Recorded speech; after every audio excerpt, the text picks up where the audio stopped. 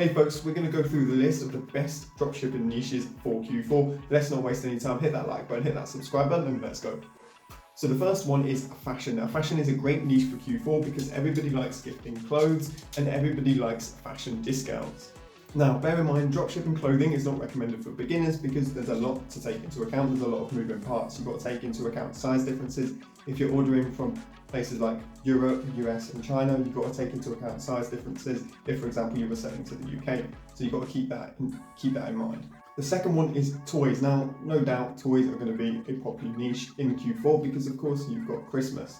Now, toys are the go-to gift for Christmas, especially for children, so that's something to consider as well. So parents tend to be prominent buyers when it comes to Q4, and they're quite, I say easy, they're better to target on the Facebook because there's different interests that you can go down. You can go down the toy store route, for example. So if you're in the UK and things like Smith's, which is a big toy store here in the UK, you can target that as an interest.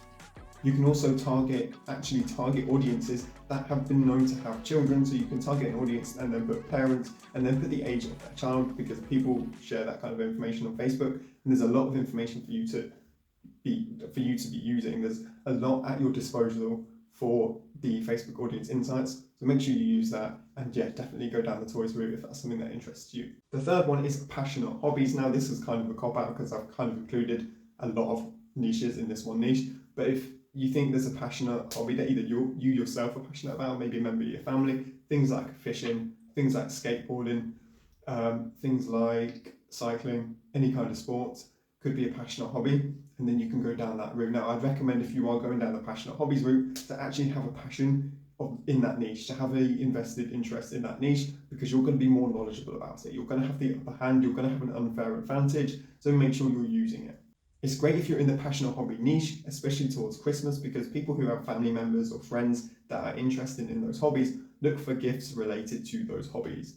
This does particularly well for print-on-demand stores. For example, fishing niche t-shirts tend to take a skyrocket towards Father's Day and Christmas Day, just because people are more interested in that niche because it's a passionate hobby and they're wanting to gift somebody a gift related to that. So just something to bear in mind. The fourth one is jewelry. Now jewelry again goes with the gift niche. Gift niche is technically a niche on its own. It's what my second dropshipping store was in, and it's probably one of my best performing dropshipping stores. So you could go down the general gift niche, or you can niche it down even more. I feel like I'm saying niche way too much, but you can go down the jewelry niche route also. So the jewelry niche is good because, like I just said, it's for gifts. Now you can niche it down even further and do personalized jewelry, which does particularly well during the gifting period. Now with jewelry, you can be quite sneaky when it comes to Facebook ads, and you can market to just people that have partners that are in relationships, that are either engaged or married, or just have a relationship status on Facebook, and you can cater jewelry towards them. So for example, if you were selling women's jewelry, you could cater that to men aged between, let's say, 20 to 40 who are in a relationship or engaged or married, and that would be one of your audience interests.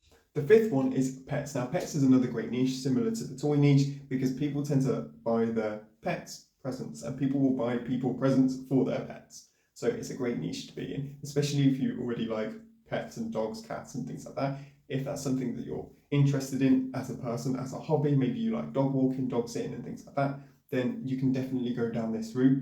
Personalized pet gifts do the best, and they do really well on Facebook. Like, there are tons of Facebook and Instagram accounts set up for people's pets that do extremely well for marketing gifts. Like, so as somebody who has been in the pet niche before, you can pay a theme page on Instagram to market your item, and if they're followed by everyone that has pets, then it's going to do rather well, rather than with Facebook where you're targeting people who might have pets.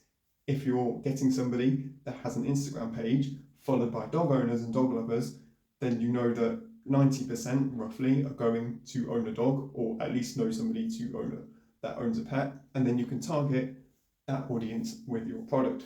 Nice and easy. So if you're using these niches for Q4, do check out my how to prepare for Q4 for dropshipping video, because you get a lot of value out of that. So there you have it, that's 5 niches. If you learned something new, then do hit the like button and the subscribe button, because it really helps out the channel. 98% of people who view my videos are subscribed. Crazy, I know. But if you've got any questions, leave them down below, because that's every single one of them, and I post every week, so do subscribe. Thanks so much for watching, and I'll see you in the next one.